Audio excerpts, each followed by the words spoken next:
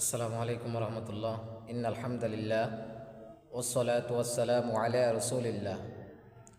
সম্মানিত দর্শক শ্রোতা, সম্মানিত ফেসবুক বন্ধুরা, সুন্নি ইমানদার মোমিন মুসলমান ভাইয়েরা, আপনারা ভিডিওর ক্যাপশন দেখে বুঝতে পারছেন কী নিয়ে কথা বলবো। আলহামদুলিল্লাহ, আল্লাহ তাআলার দরবারে অসংখ্য অগণিত শুকরিয়া, শুকর ও সুজুদ। আশেখানে দিনিয়া সংগঠন দাওয়াতে ইসলামী 3 দিনের সুন্নিতে বড় ইজতেমা, আল্লাহ তাআলা আমাদেরকে প্রিয় নবী সাল্লাল্লাহু আলাইহি সাল্লামের উম্মত হিসাবে দুনিয়াতে পাঠিয়েছেন এবং তার মধ্যে থেকে আমাদের আহলে সুন্নাত ওয়াল জামাতের অন্তর্ভুক্ত আল্লাহ তাআলা করে রেখেছেন। আলহামদুলিল্লাহ।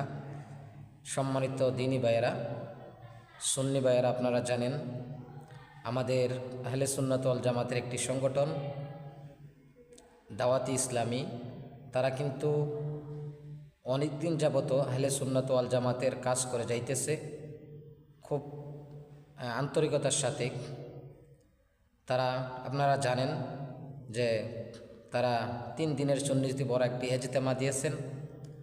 আলহামদুলিল্লাহ, আমাদের জন্য অত্যন্ত খুশির খবর যে আগামী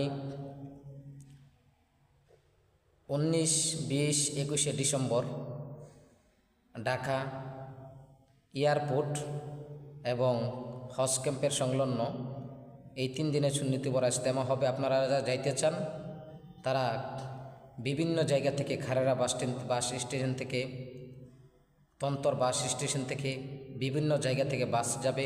আপনারা বাসে টিকিট সংগ্রহ করে যাইতে পারেন এবং ট্রেন দিয়েও আপনারা যাইতে পারেন। যারা সুন্নি ভাইরা আছে তারা বাড়িতে বসে থাকবেন না, ইনশাআল্লাহ সবাই এই ইজতেমার মধ্যে শরীক হওয়ার চেষ্টা করবেন। আমাদের মাতার তাজ হযরতুল আল্লামা হযরত মাওলানা নুরুল ইসলাম ফারুকী রহমাতুল্লাহ আলাইহির একটা আশা ছিল যে উনি বলে গিয়েছেন যে আমরা যদি আহলে সুন্নাত ওয়াল জামাতের 5 ওয়াক্ত নামাজ যদি একসাথে পড়তে পারতাম। আলহামদুলিল্লাহ, দাওয়াতে ইসলামীর ভাইয়ারা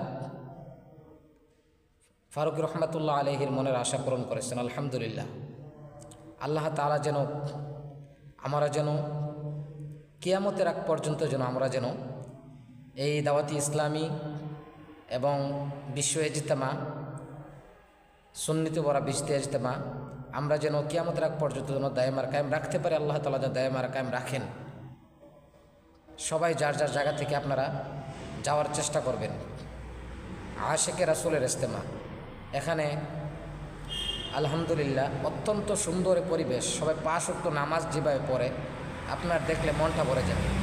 এখানে রাজনৈতিক বিষয়ে কোনো আলোচনা হয় না, বিভিন্ন কাউকে কটূক্তিমূলক বলে কোনো আলোচনা করা হয় না, শুধু আল্লাহ রাসূলের সুন্নত নিয়ে কথা বলা হয়। আপনারা গেলে বুঝতে পারবেন।